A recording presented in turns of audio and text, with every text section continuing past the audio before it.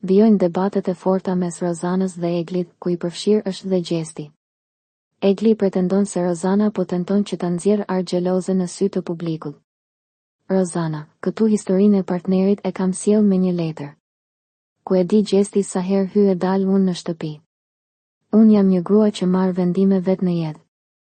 Është një dashuri shumë e madhe, me ulje ngritjet tona, uroj të gjesh dhe ti një dashuri të tillë.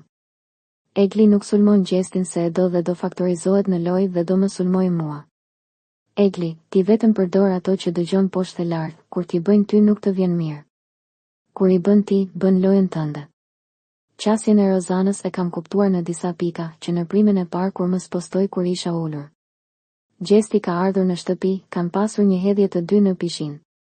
Rozana donte të më nxirrte mua xheloze për Gjestin. Këtë lojë e bën me djemtë të shtëpisë, donte ta bënte edhe për mua. Rozana sjell në këtë shtëpi fjalën posesive në një bisedë me djalin që pëlqeja. Është sa dy fishi im me moshë dhe vazhdon t'i shkruaj partnerit që është posesive. Nuk kam xhelozi, ajo ka dashur të më bëj mua pis. Rozana, je mashtruese kalibri. Egli, ti je provokatore, në mes të debatit përmend mamin babin, kthen të pasmet, kjo je ti. Rozana, nuk ja kam përmendur prindërit. Më ka thënë ke moshën e mamit tim. Egli është xheloze për këdo.